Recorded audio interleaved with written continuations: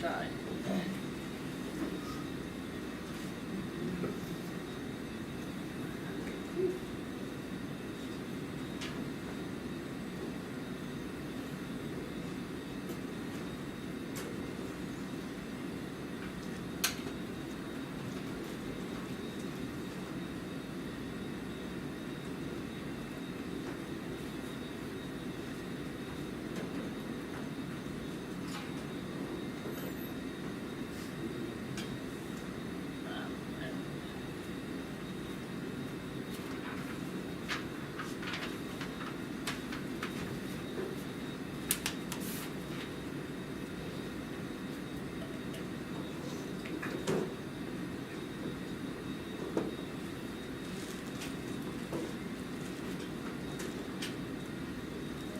Nothing back from him yet. Okay. I'll send him the YouTube link too. So That's fine. We can get going, and then if these important parts coming up. So thank you for coming out. I know this is 10 days in a row with 3 Decide Lab defenses. So for those of you who attended all 3, you're now an honorary member of the lab. So you're welcome to just move your office up to the 15th floor, and it's all right. But it's my pleasure today to specifically focus on Sreenath Paleri, who's been in the lab for since 2019 or so, and has been working a lot on this very fun topic that links atmospheric science with land science, and the work that we do in the lab is really trying to understand how heterogeneity on multiple scales in both the surface and the atmosphere kind of interact with each other. So by way of introduction, I'll just say that Sreenath got his bachelor's in civil engineering and master's in applied mechanics from the Indian Institute of Technology, Madras, in 2013. And during his time there, he worked on several research projects. But the resume he sent me in March 20 of 2018, with particular one thing stood out was that one of his first research projects was to build a concrete canoe. Which I think I've told this story before, but 3.6 meters by 0.8 meters, as noted on the resume. But then moved on to some weightier topics, pun intended, where he did his master's work on laser particle image velocimetry in convective flows. After his master's, he worked for several years as a business analyst, and then got figured out we should go back to the good stuff, and became a project scientist at the Center for Atmospheric Oceanic Sciences at the Indian Institute of Science, where he set up 4 eddy covariance flux towers and worked on some analysis of that data. That work led to 2 papers that have been published in the Quarterly Journal of the Royal Meteorological Society. So yeah, it was March 2018 that he reached out to me, kind of mentioned that background. And of course, somebody who does flux tower work and has already worked on convection and large eddy simulation seemed like a really good potential for joining the lab. So he mentioned, I'm currently working in atmospheric boundary layer fluxes and surface energy balance for the Indian summer monsoon. I'm very keen to work with turbulent atmospheric boundary layer. I think I can contribute significantly to your group's work with my background in fluid mechanics and boundary layer meteorology. And I think that promise has been very much delivered over the last 5 years. Sreenath was one of the key PhD students working particularly on the CHEESEHEAD field campaign, and so he was actually involved a little bit out in the field. Over the time, there's already been 5 papers that Sreenath has co-authored with that group, in addition to authoring a book chapter on scales in boundary layer meteorology. And then he's got a first author paper out from one of the chapters of this dissertation, and he's eager to get the next 2 out. He's also joined the editorial board of boundary layer meteorology, which has been exciting. They've started a new early career board for editing, which is a nice development for journals. And then very soon, and we've had a lot of adventures with that, and soon he will be heading out to Boulder, where he'll join NOAA, where he, actually technically the Atmospheric Turbulence Diffusion Lab is sitting in the ARL office that many of us have been out to. I think he'll get to also then reunite with his wife, who's been at NOAA GFDL, but will be out in Boulder for a little bit at least, while they can be together again, which is exciting. I'm happy to have you here as well visiting. So with that, I'll leave it to Sreenath. The title of today's talk is The Role of Heterogeneous Ecosystems in Modulating Surface Atmosphere Transport. Thanks, Ankur. So thank you for all of you for coming out today on a non-traditional seminar slot. Today I'll talk to you about my PhD work. So the work that I'm about to present here would not have been possible without my collaborators and mentors, Ankur and Stefan Metzger and David Durden at the National Ecological Observatory Network, Louise Warner and Matthias Mauder at the TU Dresden, and Matthias Suring from the Leibniz University Hanover, and Brian Butterworth, who was a postdoc here and who is currently at series in Boulder.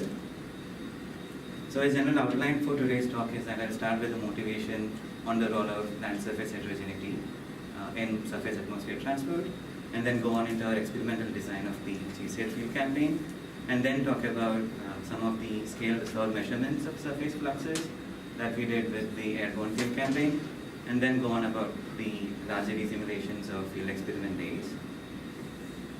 Before I begin, I'd like to acknowledge that this project occurred on the traditional territory of the Ojibwe peoples. And starting on the role of land surface heterogeneity in surface atmosphere transport. So what is the atmospheric boundary layer? And this is my favorite definition of what the atmospheric boundary layer is from a textbook on the introduction to boundary layer meteorology by Roland Stubb, who was a faculty here and then moved on to Canada.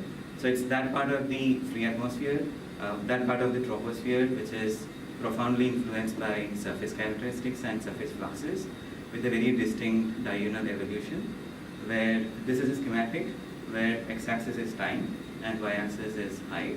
That shows the diurnal evolution of the boundary layer, where with sunrise there is a gradual growth of the boundary layer height, which is the effects of the surface matters in this dark line.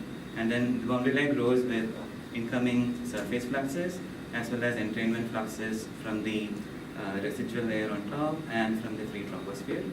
And by about midday, there is a fully developed boundary layer that is stationary in time.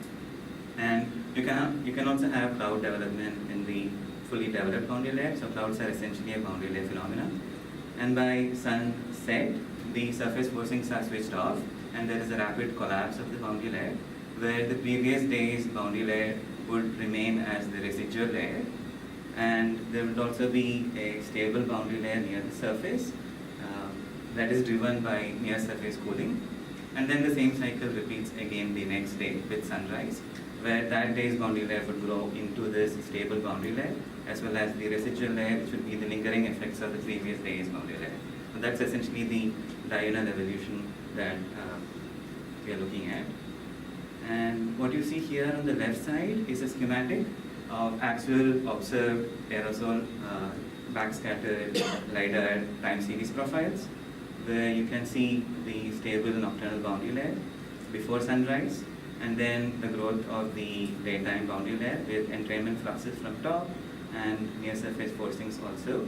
And by midday, there is also the cloud dot boundary layer with convective mass fluxes into the free atmosphere.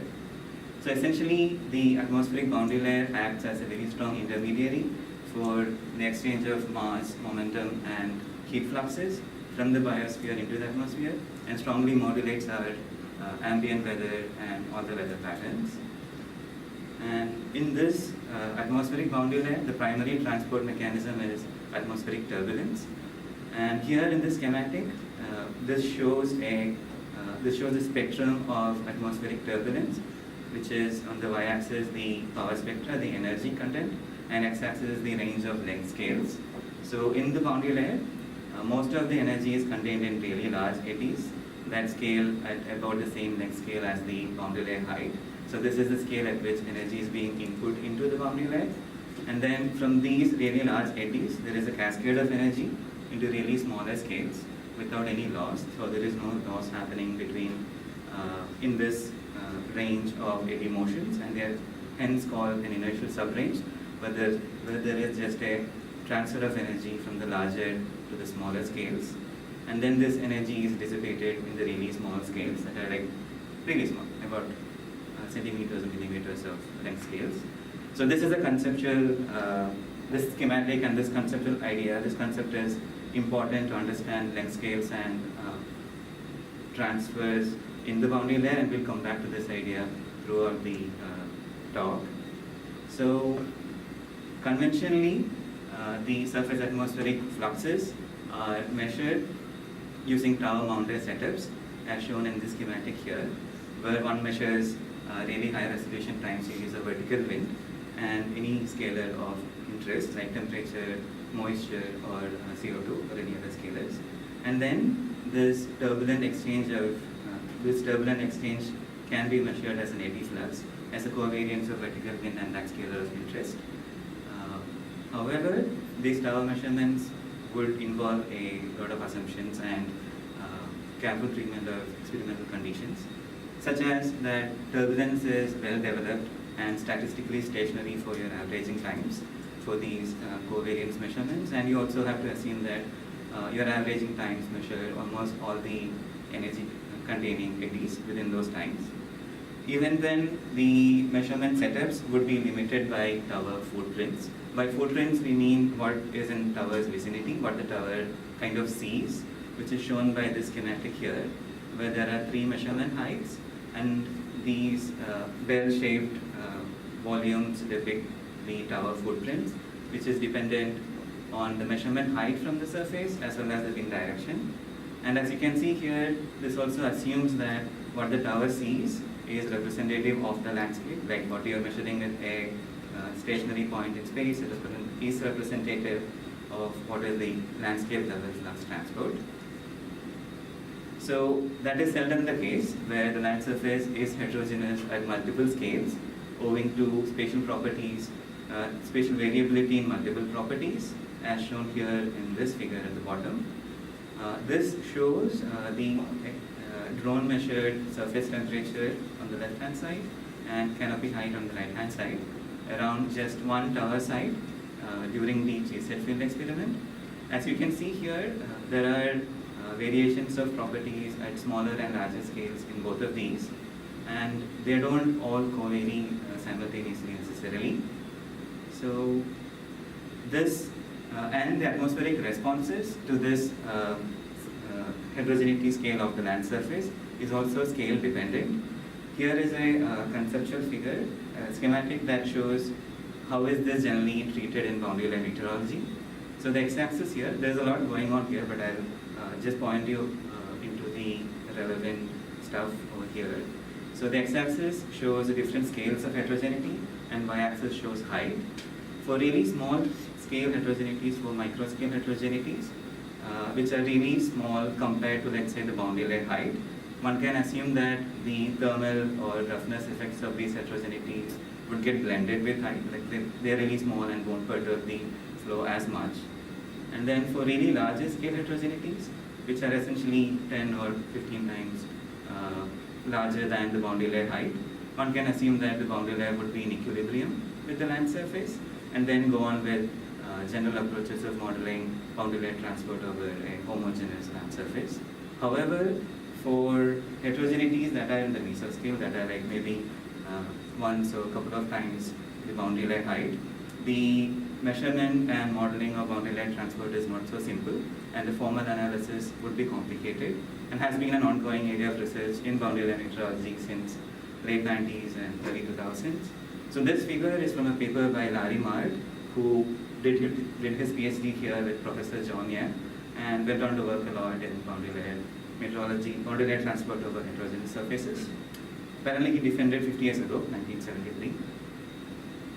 And so coming back to tower-based measurements, a first order check on the measured turbulent fluxes would be to check for the closure of the measured surface energy balance, which would mean that the available energy at the surface, measured available energy at the surface, that can be calculated as the difference between net radiation and any ground heat flux, should be balanced by the measured sensible and latent heat flux measurements, as well as any storage in soil surface or plant canopy. However, since the start of field experiments, experimenters have reported a consistent surface energy balance non-closure, and early measurements and early field experiments suspected that this could be an issue of measurement bias, or it could be because of the uncertainties involved in data processing. So the energy balance experiment was a field experiment that was designed to specifically answer questions of data processing issues or errors or uncertainties that are associated with minor losses. And by careful consideration of all these terms, they still report that the measured residuals were always greater than these errors and uncertainty terms. Moreover, they also point out that the measured energy balance residual is consistently positive, indicating that there is some part of the measured available energy that is not being transferred, that is not being measured by these turbulent fluxes. And a leading hypothesis for these surface energy balance residuals is that there is a consistent transport in low frequency secondary circulations, which would be manifested like so, as shown in this schematic here. So these are slightly larger scale circulations compared to the typical turbulent eddy scales in the boundary layer. And with these circulations impacting measurements at one flux tower site as shown here, the transport due to them would only be registered as part of the mean flow and not as part of any perturbation which would be included in the typical Reynolds average covariances. And further evidence for this has been reported with better closures with longer averaging timescales that would include the contribution of these larger scale transports, as well as with spatial measurements, which would measure the spatial contribution across the landscape from these longer lived circulations. Moreover, investigators have reported better persistent non-closure with sites that worsen with surface heterogeneity that could trigger more of these circulations. So this here is a figure from Stoy et al. 2013. Paul Stoy, who was the lead author of this study, sitting right here at the back. And so they did a synthesis study of flux tower sites globally. And here on the y-axis is a normalized energy balance non-closure metric, where 1 means perfect closure, and the x-axis is normalized. This is the standard deviation of vegetation index, a proxy for how heterogeneous your site is. And as you can see, they report that there is a worsening energy balance closure with increasing site level heterogeneity. So these structures, these organized motion in the boundary layer, can exist as turbulent organized structures, which is essentially boundary layer turbulence organizing itself, or as thermally induced mesoscale circulations, which could be because of the heating at the bottom, because of land surface heating. So even in a canonical turbulent channel flow, a simple channel with a flow that is turbulent, there can be organization of the turbulent flow, as I mentioned earlier. So when in a forced convective boundary layer, where the mean wind shear, vertical wind shear is important, these can organize as horizontal convective rolls that are aligned along the mean wind, roughly along the mean wind. And these transition into more cellular structures, like in a Rayleigh-Bernard convective setup, in a free convection setup, where where the surface heating impacts are more important than the imposed mean wind. And this can occur even in a homogeneously heated boundary layer. And over a realistic heterogeneously heated boundary layer, these circulations can get tied down to the gradients of land surface properties. So here on the left-hand side, so these are results from large eddy simulations of the Litfaß field campaign that was done in Germany.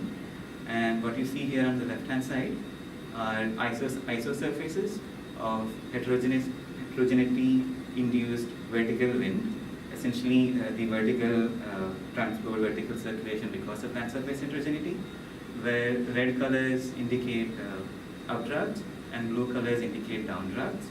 And this is for an imposed geostrophic wind of 2 meters per second along this direction in the black arrow. And there are these standing quasi-stationary circulations that get localized along the gradients of land surface fluxes. And for a stronger imposed mean wind, geostrophic wind of 6 meters per second, they kind of become roll-like along the imposed mean wind. And as you can see, the circulation strength is also weaker because with a stronger imposed mean wind, there is a decoupling of these circulations with the land surface. And building off on all these verbs, the core research question that we wanted to ask through our studies was whether diagnosing and quantifying quasi-stationary mesoscale eddies that are tied to landscape heterogeneity and their associated transport can help us observe the true surface atmospheric exchange, and how do their contribution to the total surface atmospheric transport change with boundary layer static stability, and what are the characteristic length scales involved here.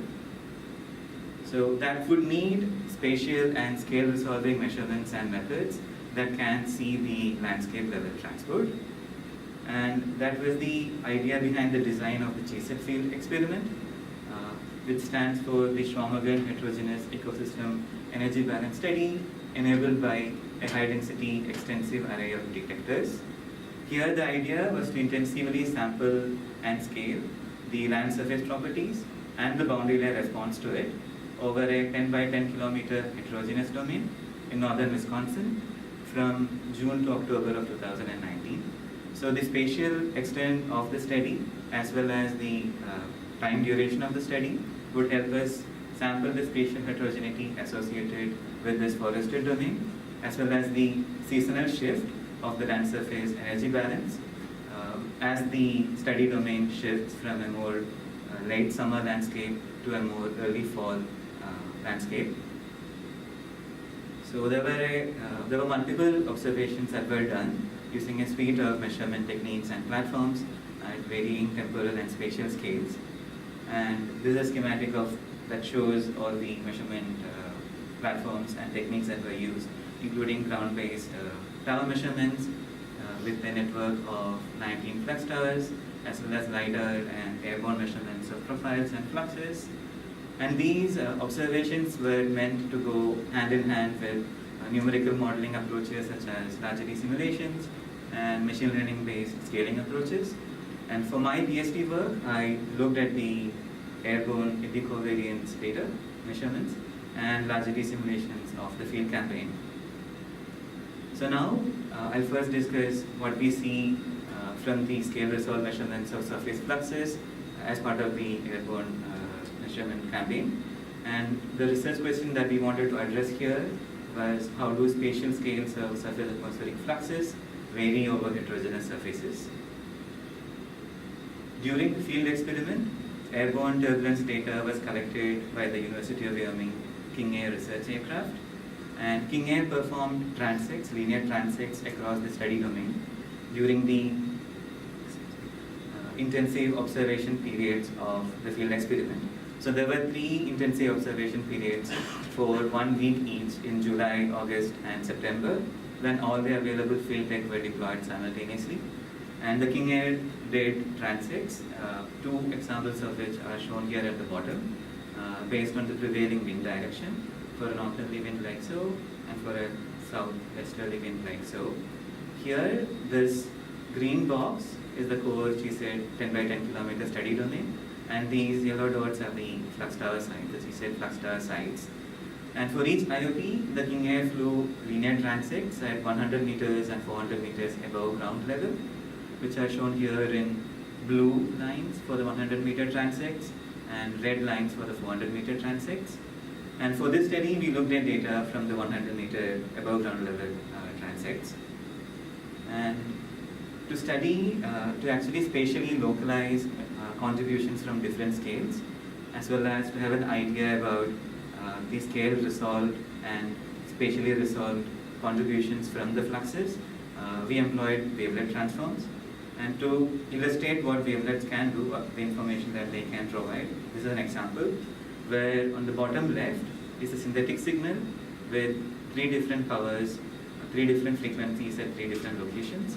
And right hand side is a continuous wavelet transform amplitude of the same, where you can pick out what frequencies occur at what, not only at what spatial scales, at what scales, but also where they occur in your input signal. So here on the bottom right is a example wavelet cross scaleogram, a measure of covariance between vertical wind and measured moisture, water vapor mole fraction. So essentially an indicator of the covariability between vertical wind and water vapor along a single flight track. So this is just one flight track during the field campaign. Hence, x-axis is the distance and y-axis is the constituent scales. And the colors here show the amplitude or the strength of the covariance. As you can see, there are sustained contributions in the larger scales, about 2 kilometers and so, throughout the flight track. And there is and they are not always consistent across space. There are contributions at larger scales at different locations in the signal. And here on the left-hand side is a scale integrated version of the same, where you see, and the units are being changed into energy units, essentially giving us the latent heat flux space series throughout this transect. So in our study, to separate the contributions from smaller scale turbulent scales and the larger mesoscales, we used a fixed threshold of 2 kilometers to separate these two effects, with the assumption that this 2 kilometer would act as as a hard threshold for the contributions from the larger scale, the boundary layer scale turbulent eddies, and which would scale as the height of the boundary layer, which would essentially be around 2 kilometers. And to have an idea about the boundary layer static stability during the field experiment, we looked at zeta. So zeta is a non-dimensional parameter for static stability in the boundary layer. Essentially, really small and negative values of zeta would imply that the boundary layer is forced convective. There is more effects of the wind shear. And as the values become more negative, boundary layer becomes more statically unstable, more free convection dominant. And here, what you can see are normalized histograms of zeta measured during the July, August, and September IOPs, which show that the August IOP is more free convective, with more values in the -1 to -2 ranges. And the September and July IOPs are more forced convective, where we see more values between the 0 to -1 ranges. And for the September IOPs, with really strong contribution close to 0, indicating that it's more forced convective during the September IOPs. In an early fall setup where there is really strong winds and boundary layer becomes where the effect of the mean wind shear is really more important. Now, coming back to the fluxes. So here, this is a scale separated contribution for the sensible heat flux on the left-hand side and latent heat flux on the right-hand side, where the blue bar charts show the contribution from the turbulent scales, and the orange bar charts show the contribution of the mesoscales. So we see that there is a sustained contribution in the mesoscales across the 3 IOPs for July, August, and September IOPs for both sensible and latent heat fluxes. And the total measured sensible heat fluxes don't show that much change during the 3 IOPs. However, the latent heat flux has a very strong seasonal cycle, and even in the August IOPs, when there is a really dominant turbulent latent heat exchange, there is still 18%, there is still a substantial contribution from the mesoscales at 100 meters. And now we look at the contribution from different scales to this flux transport by looking at the wavelet co-spectra that can give us an idea about what is the contribution from different scales to this total transport. So what you see here is the wavelet co-spectra for sensible and latent heat fluxes, where y-axis shows the actual flux magnitudes and x-axis shows the constituent scales, and different colors show the 3 different IOPs. So this is an IOP averaged picture, and here there are 2 interesting things that stand out. For the latent heat fluxes, we see that the spectra is more broadened, it is more spread out than the sensible heat flux spectra, indicating that there are more contributions from the larger scales over our study domain. Moreover, here the green line shows the September IOP spectra, and the orange line here shows the August IOP spectra. So we see that for both latent and sensible heat fluxes, here more clear in the latent heat flux spectra. There is more contribution in the larger scales for the August IOP, which is shown here in orange, which we saw earlier was more free convective, when the presence of cellular structures could be more coupled to the land surface than in the September IOP, where the structures could be decoupled from the land surface because of the higher mean wind. And now, to get a better sense of the dynamic evolution of the boundary layer and also have a better idea about the space-time aligned view of the field experiments, we decided to do large eddy simulations of the field experiment days, starting with the research question whether such an LES, such a realistic LES with boundary conditions and surface and forcings very similar to the field experiment days can actually generate such surface heterogeneity induced mesoscale circulations in the diurnal atmospheric boundary layer. So what does a large eddy simulation actually do? And I'd like to remind you of the conceptual, that schematic we saw earlier. So in an LES, generally it is a numerical model that essentially aims to numerically resolve most of the energy containing scales of boundary layer turbulence, of turbulence, where most of these scales in the production ranges and some section of the inertial subranges are numerically resolved using the Navier-Stokes equations of motion. And the smaller scales, the dissipation length scales and the tail end of the inertial subrange are parameterized.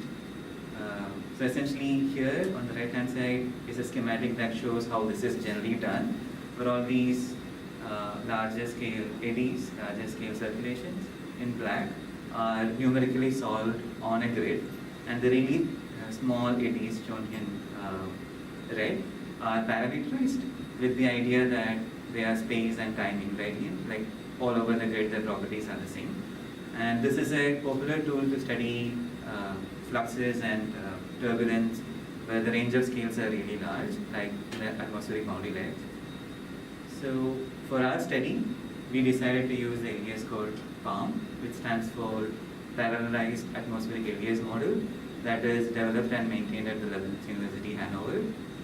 And to accurately involve the land surface feedback, we decided to do this with an inbuilt land surface model that models the surface atmospheric exchanges, the interactions, using data from the Wisconsin Department of Natural Resources WisClan 2.0 dataset. We also stacked a plant canopy model on top of it, which essentially acts as a momentum sink and also a source for moisture and heat. And this was, the plant canopy model was set up using field measurements that were taken during the field campaign. And in our LES, we don't have, right now we have not switched on the cloud microphysics and precipitation.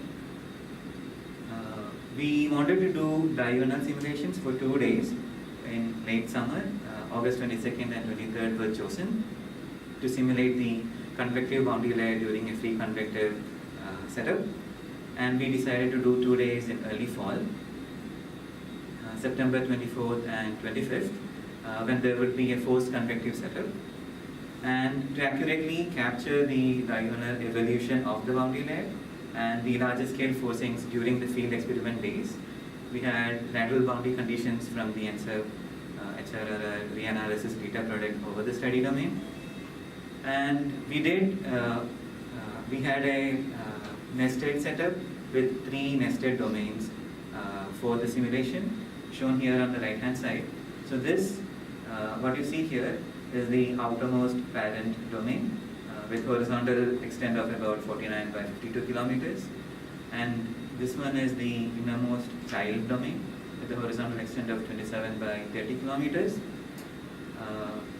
which would capture the flight transects that were done during the field experiment. And this is the innermost child at 12 by 12 kilometers covering the core CHEESEHEAD study domain. And then this distance between the parent and the outermost child would also help us have some fetch between the edge of the parent domain and the child domain for well-developed turbulence to develop on the imposed synoptic scale forcings also. And we did 8 ensemble simulations of this setup so that we could average out the effects of random turbulence in our studies. And as a first order comparison between our simulations and field experiment data, we compare simulated versus actually measured profiles as shown here. So this is for August 23rd, and these are a comparison between measured radiation profiles and simulated profiles of theta for two different times, afternoon 1 o'clock and 4:45, shown here in green and red, where the radiation profiles are shown in the solid line, and simulated profiles are shown in dashed lines. So these simulated profiles were extracted from the child 1 domain, are very close to where the actual radiosondes were actually launched. And the shading here denotes the horizontal variability throughout the study. And here we see that the simulated values are slightly higher, about 1 Kelvin, within the boundary layer. And here, where the theta profile suddenly becomes cooler, is the boundary layer height. And we are able to capture the observed boundary layer height also reasonably well with our simulations. And here on the right hand side is the same for moisture, for a comparison between simulated moisture and actual measured moisture. We also see that the simulated values are slightly lower than the actual measured values, indicating a drier and warmer boundary layer in our simulations. But they are once again able to capture the observed boundary layer height. And then we compare the simulated near surface fluxes with the actual tower measured near surface fluxes. So here on the left hand side is a comparison for the sensible heat flux between the CHEESEHEAD 19 tower measurements. So I took all the towers that measured turbulent exchanges across tall canopies, all the tall towers that were at least 32 meters. And this is a mean from all those towers. And on the y-axis is the simulated fluxes at those exact same locations from the child 2 domain, from the higher resolution domain. And the colors here indicate time of the day. So for both, and this is for sensible heat flux and this is for latent heat flux. And for both sensible and latent heat fluxes, we see that simulations are slightly overestimating the turbulent fluxes in this domain late in the morning and in the afternoon. However, they still show a linear trend across time, indicating that we're able to capture the diurnal evolution of the boundary layer reasonably well. And then, with this setup, we come back to our overarching research question, whether diagnosing and quantifying the circulations induced by line surface heterogeneity and the scale separated transport can actually help us observe the true surface atmospheric transport. So, the heterogeneity induced component of a quantity can be calculated from the ensemble average of a time mean by subtracting out the spatio-temporal mean of the same. So here at the bottom, what you see are isosurfaces of heterogeneity induced vertical wind from the child 1 domain, from the outermost child domain, for the August 23 simulation in the morning. Here, red colors denote updrafts, positive vertical velocities, and blue colors show downdraft, negative vertical velocities. And here in the morning boundary layer, they seem to be organized as rolls along the mean wind, which was easterly for that day. And then on the right hand side here is the same for the September 24th IOP case study simulation at 11 o'clock in the morning. And here also you can see some signals of these circulations that are aligned along the mean wind, which is northeasterly during the September 24th simulation. And here, as we would expect in a strongly wind shear driven boundary layer, the circulation strengths are not so strong, which indicating once again that with stronger winds there is a decoupling of the boundary layer from the surface. And to better understand, for you to visualize the diurnal evolution of these circulations, I'll show a small animation of the evolution of these structures through time. And to orient yourself, this is a land surface class distribution, once again of the study domain, where these darker blue colors show the water bodies in the domain, and the light green colors show the grasslands in the domain, and the cyan colors, these lighter blue, are the forested wetlands throughout the study domain. So these circulations, they seem to get stronger through the day, Like here they are more roll-like, and as time progresses, they seem to get stronger. And moreover, they get preferentially localized at land surface gradients, seen very clearly here near the lake, where it is almost as if there is a standing circulation developing in the convective boundary layer in the afternoon. And then we wanted to see what is actually the impact to surface atmospheric transport from these circulations. So we look at the normalized flux profiles over the study domain, over this study domain. And what you see here are sensible heat flux profiles on the left-hand side and latent heat flux profiles on the right-hand side, where y-axis is normalized height of the model, where the total height has been normalized by space time averaged boundary layer height.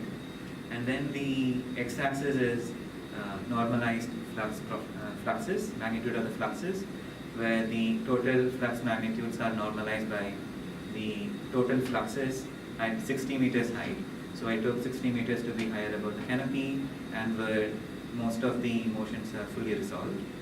And here, this black line is the turbulent eddy covariance flux, which is essentially the covariance between vertical velocity and moisture for latent heat flux and temperature for the sensible heat flux.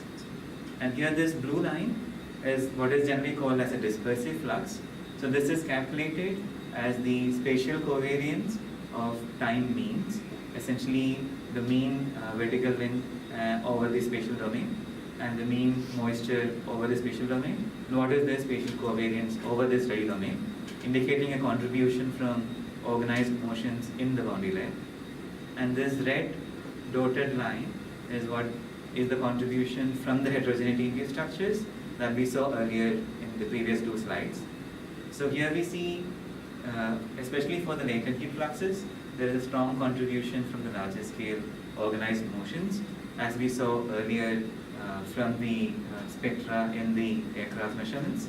Moreover, for both sensible and latent heat fluxes, we see that there is a sustained contribution by the heterogeneity induced fluxes, indicating that they are not really getting blended with height in our model simulations.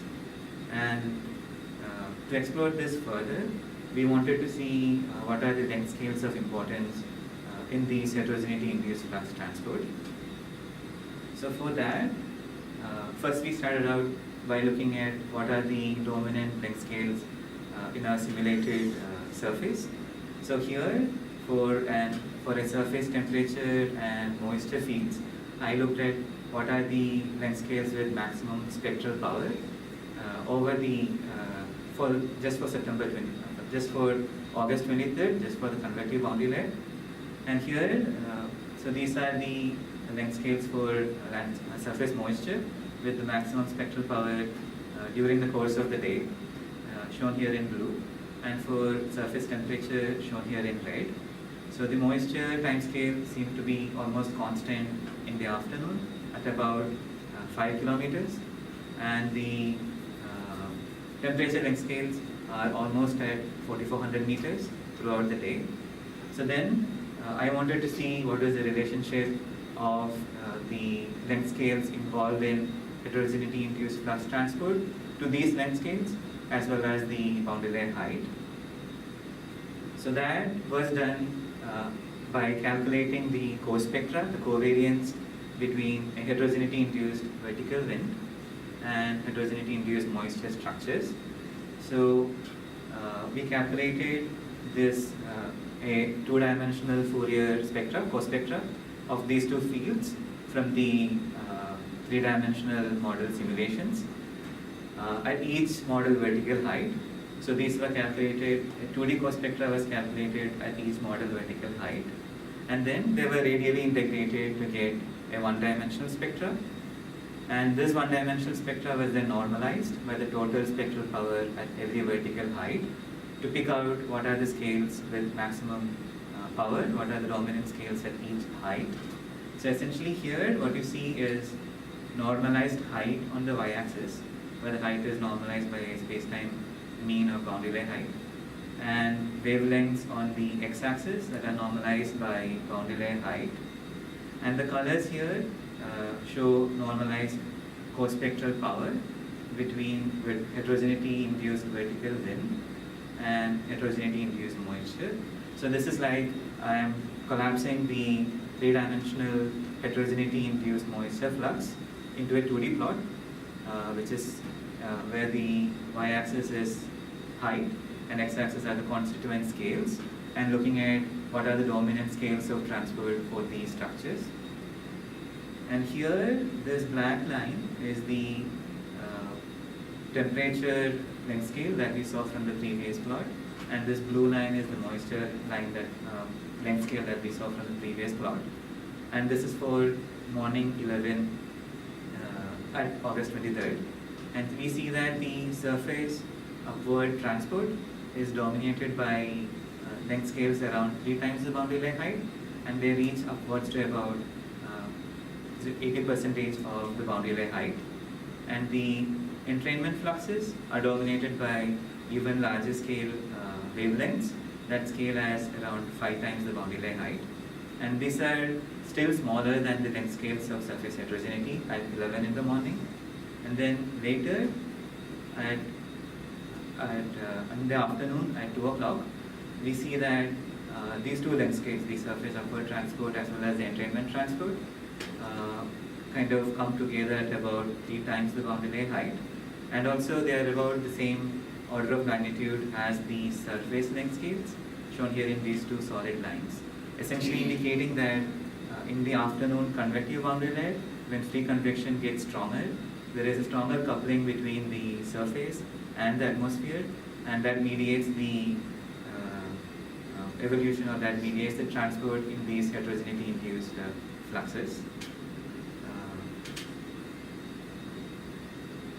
So now, in conclusion, we see that the wavelet decomposition of airborne measurements can reveal low-frequency surface atmosphere fluxes with diurnal, seasonal, and spatial variations.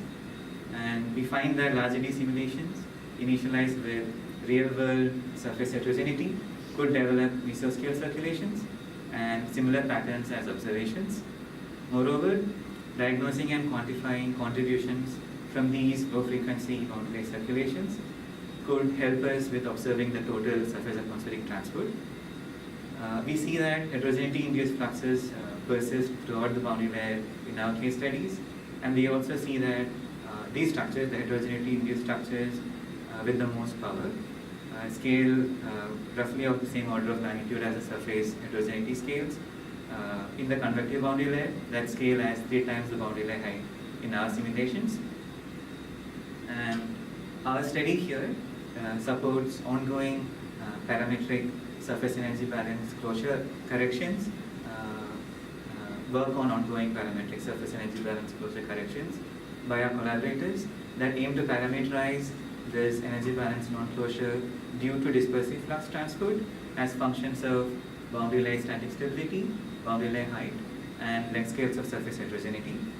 And what we see with respect to organized and heterogeneity-induced boundary layer transport in our simulations could also help to further our understandings with respect to scaling laws in the heterogeneously heated boundary layer, as well as boundary layer and convective parameterizations that aim to include transport due to these organized motions. And that is all from me for now. And finally, I'd like to acknowledge Ankur once again for the benevolent force of nature that he is. He asked me. And my family, my wife was here, my sister, parents, in-laws, and all the relatives who are watching me online. And my friends in the US who are here, who are listening to me online, and in Europe and in India, and also my lab, who have always made me feel at home. And all the faculty, staff, and students, Pete, who has always supported me, and also Professor G.S. Bird, who was my mentor and previous advisor in India, for initiating me into the way of the fluxes. So, thank you.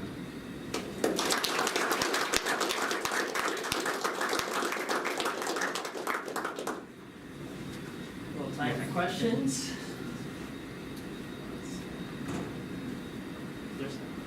If students have questions. Sure. Students. Sreenath, great talk, very interesting because I'm not familiar with all the molecular processes. I'm curious about your work about heterogeneous surface and the eddy covariance matrix. Can it help in understanding the localized precipitation as well, like how the surface fluxes affect the precipitation? Yeah, so a lot of work with respect to the role of land surface heterogeneity in surface atmospheric interactions has been done with respect to cloud formations and with respect to how that feedback, right? Like you can have cloud formations because of soil moisture heterogeneities or vegetation heterogeneities at a larger scales, and then the clouds can rain and then they can feed into precipitation heterogeneities. So this has a lot of studies have been done around the southern Great Plains side in Oklahoma. So that has been investigated to a lot. So it's an ongoing area of work about how that coupling affects. So that is a complicated problem, right? Because here, so our study domain in the LES is about, the actual study domain is about 30 by 30 kilometers. And a lot of the cloud studies use a LES domains of about 100 kilometers or so. But yes, that is a problem that is being investigated currently. And there are field experiments who take measurements as well as do larger simulations in conjunction with them, like LAFE. LAFE is an ongoing and previous field experiment that investigated that, but yes, that is an ongoing area of research. Thanks. How might some of this look a little bit different if we went past September, maybe into fall, maybe into winter? Would a lot of this be similar, or would the role be different, or just, that's kind of an open-ended question, but I'm just curious. No, sure, yeah. So one of the questions that I was really interested in was how would this coupling change with changing length scales of surface heterogeneity? That was essentially what I wanted to ask. But in our studies, as you could see in the plot, there is no change in the surface length scales. And I would think that, let's say in winter or later in fall, the surface heterogeneity could change in time in the diurnal as the day progresses also. Similarly, the boundary layer stabilities could also change later. And it's essentially a three-way sort of coupling between the length scales of surface and the static stability of the boundary layer and how that would impact the growth of the boundary layer. So let's say if you have a very heterogeneous boundary layer, as I mentioned in the very beginning, where in the summer you could have really small scale gradients and a very convective boundary layer. Even if the boundary layer is very convective, because the length scales are really small, one might not expect a strong effect of the heterogeneities. So this is very conceptual, right? But it would be really cool to actually maybe simulate earlier in the summer or actually go into a field site where the length scales are really small and see how that might actually impact boundary layer transfer. This is CHEESEHEAD 2 on skis. Marissa, I think. Yeah, so I was wondering if you could expand on how to correct for this. It seems like a tricky thing to correct for, and you mentioned like parametrics? Yeah, some kind so- of parameterization, is that what you mentioned? Or Yeah. So what our colleague how does that work? Yeah, so they are working on Louisa Warner and Matthias Mauder. So their group has been doing a lot of work on the transport due to these dispersive fluxes. So you could measure the storage terms in the soil and the canopy, but you would still be missing large-scale transport, not large-scale, but transport due to these dispersive fluxes, right? So they are working on corrections that are based on non-local metrics, essentially looking at the domain characteristics such as stability, and then a domain average boundary layer height, which should give you a sense of what are the length scales that are involved. And that has been their general approach, as shown in this figure here, I think. So here, the y-axis here is percentage of sensibility flux, and this is after corrections using their latest method, and these those box plots are using the previous methods that they have been developing. And in the latest iteration of their methods, they use these three metrics, they have a formula for including the correct contributions from the dispersive fluxes based only on area average metrics that one could actually measure at a tower flux site, characterizing your land surface as well as the boundary layer that has evolved that has evolved with information from the land surface. So is there hope of balancing these budgets that Yeah, way? yeah. That's how. That's the promise here. So I mean, this is basically you're using an LES or they know the answer and kind of coming up with similarity theory relationships using just those three variables, and kind of works. The challenge is, like, the one big challenge in my mind is that you have to measure boundary layer height, which is not typically done with any coherent flux tower sites. And so that was part of some of the papers that Sreenath brought in the beginning, were ones that were kind of making that pitch that we need more salometers, we need more LiDARs at these sites, because that information is essential for us to be able to pick up those dispersive fluxes. It's exciting. I hope it works. So far, it's showed promise with the CHEESEHEAD towers that Louisa did a study last year. But there's still a lot of complexities in it. How to get that to work well. Yeah, like measuring it is complicated, right? Like you have measurements of a canopy or irregular surfaces, and then you have to kind of link the measurements with some sort of idealized models or simulations, where once again you have to make sure that you're simulating what you're actually observing.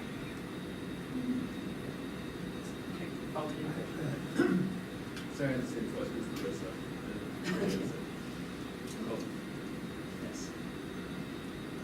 I kind of have maybe like a follow-up question to that. So thinking about like this corrected version and the parameterized version, like what I'm assuming here is that like some of the things that you are seeing and finding out like exactly what is wrong would be like very localized and very specific to where you are. And so like if I'm just wondering, like, do you think it would be easier to have a parameterization which is less accurate for local region but it is more accurate for more global application, or like it's easier to implement it at different regions, or do you think like it would be more difficult to like do this type of study for each and every region, find out how things are behaving differently and then incorporate it? Yeah, this is essentially a question of scale, right? Like as you have pointed it out. So it depends on what you want to do with it, right? Like you could look at once again these dispersive fluxes, the spatial covariance fluxes are also a function of space, right? You're doing a spatial covariance, so their magnitudes would change, or it would depend on averaging length and time scales. So that would mean why are you doing these parameterizations, and for what are you doing these parameterizations or these corrections? So when you're doing it for local tower measured fluxes, I think this approaches work. And then when we do that, when we are planning on making like a gridded product from these tower measured fluxes, one would probably have to think if such approaches need modifications, or if you have to actually do anything further with respect to that scale, like even a high resolution grid scale. But yeah, it is essentially a question of what scales are you interested in, and space and time, and how much of the actual transport can you represent in like a lower order form, like in a course. Yeah. How would you translate this continuous transport into averages, if that makes sense? Yeah, I think so. Well, It is more application focused. I'll just point out too that if you do work with global open source flux tower data sets, they do now, in at least a couple of the versions, produce both an original and a corrected estimate, and these are very empirical corrections where they're using some sort of moving window filter and saying, okay, let's just increase the fluxes by the net radiation value over some time window. The goal here is to come up with something that actually feels more mechanistic and process-based as opposed to just kind of that kludge, which people need because, you know, for like a water balance study, you want your latent heat flux to be accurate if you're trying to then partition the precipitation and runoff and things like that. Or for boundary layer growth models or things like that, you want that sensible heat flux not to be underrepresented. So it's an open question, but if you are using, because I know some of you work with some of these gridded data sets, that they do sometimes produce corrected versions as well. But use them with caution.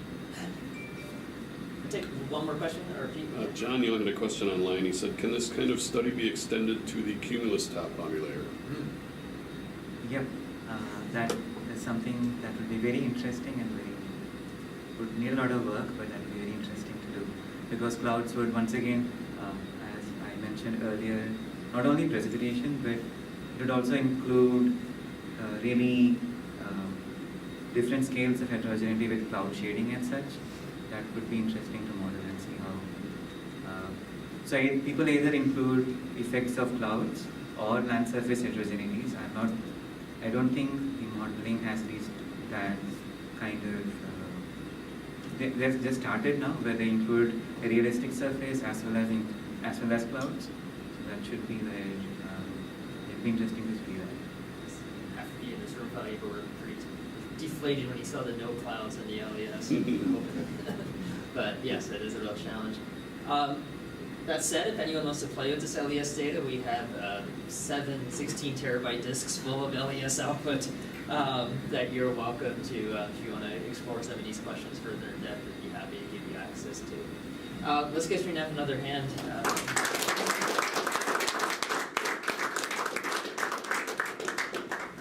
Cool. So committee, which is Kristen and Grant here, and Greg and Stefan on Zoom, we'll reconvene in like 5-ish minutes. We're going to use